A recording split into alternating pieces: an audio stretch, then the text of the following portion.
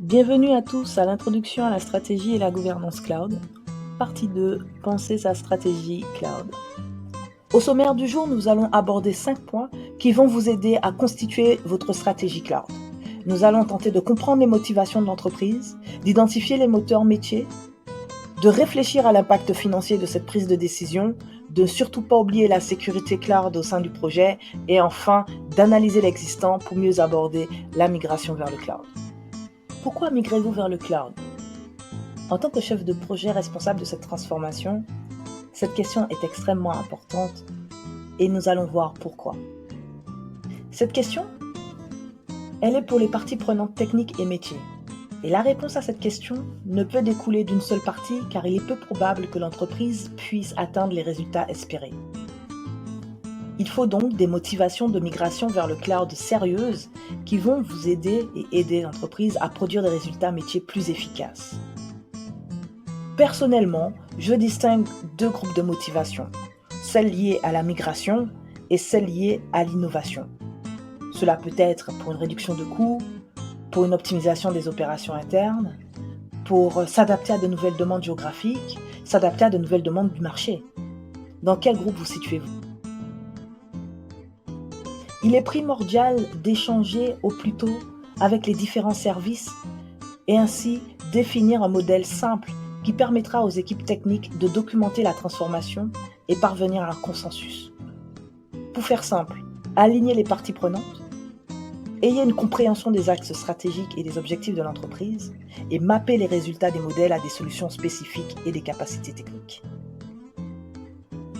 La transformation et la mise en place d'une stratégie cloud est axée sur le coût, la complexité et l'efficacité, tout en mettant l'accent sur les opérations informatiques. Nous allons donc tenter dans ce point d'identifier les moteurs métiers de cette transformation. Cela passe par une compréhension des attentes des métiers et opérationnels et une priorisation de ces attentes. Lors de ces échanges, différents points doivent être abordés, tels que le chiffre d'affaires, l'entreprise gagnera-t-elle plus d'argent? De coûts, est-ce que moins d'argent sera consacré à la création par exemple?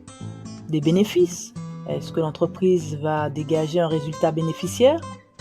D'agilité, est-ce que l'entreprise va gagner en stabilité et en agilité métier? Sera-t-elle en capacité donc de répondre aux changements du marché? La portée, l'entreprise sera-t-elle capable de déployer rapidement des ressources sur le marché? La conformité, sera-t-elle en capacité de s'introduire sous de nouveaux marchés en tenant compte des contraintes de sécurité par exemple? L'engagement, sera-t-elle en mesure d'améliorer ses engagements auprès de ses clients? Ces points doivent être abordés car ils répondent à 3 questions. Comment les activités et services vont-ils être modifiés? En quoi l'entreprise sera-t-elle affectée? Et quelle est la valeur de cette transformation? Troisième point, impact financier de cette prise de décision. Il faut être clair et établir des objectifs réalistes dès le début. Jetons un œil. Concentrez-vous sur le retour sur investissement associé à la proposition de changement technique. On doit y retrouver l'investissement initial pour la migration et les écarts de coûts liés à la migration. Pour vous faire une idée de l'investissement initial pour la migration, estimez les coûts à proprement parler de la migration.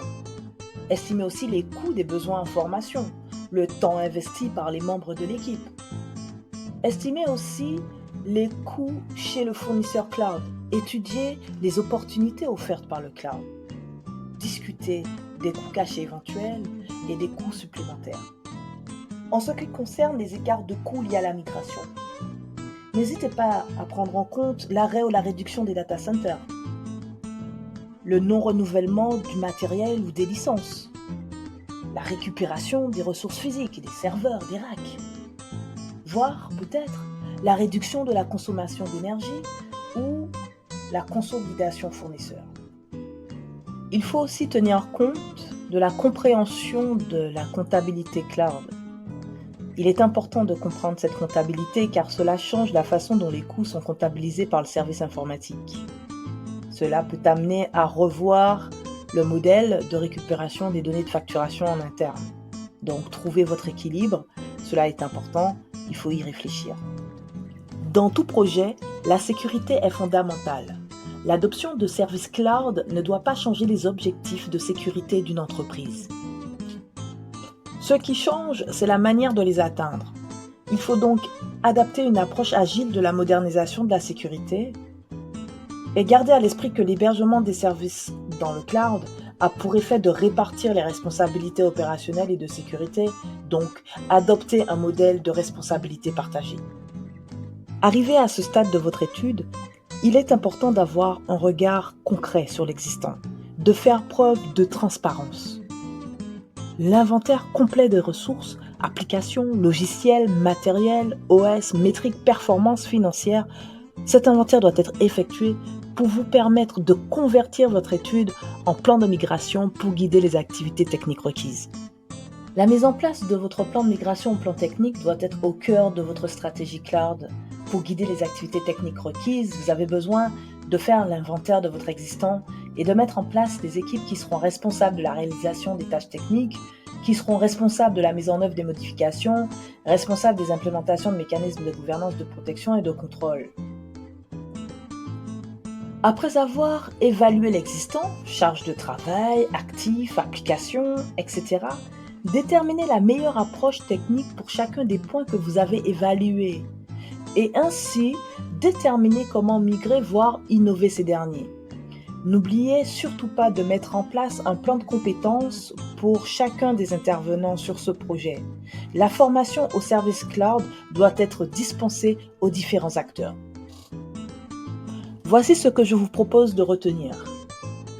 Pour mettre en place votre stratégie cloud, commencez par comprendre les motivations de l'entreprise. Puis, collectez les attentes des métiers opérationnels et priorisez-les. Créez votre modèle financier afin d'avoir une compréhension de l'impact de cette décision. Mettez en place une équipe qui sera en charge de dérouler un plan technique et rédigez le dit plan technique. Alors n'hésitez pas à votre stratégie. Aujourd'hui, nous avons vu ensemble les points essentiels et nécessaires à la rédaction de votre stratégie cloud. J'espère que cette vidéo vous a plu. Je vous retrouve la semaine prochaine pour la dernière partie de l'introduction à la stratégie et la gouvernance cloud. Prenez soin de vous.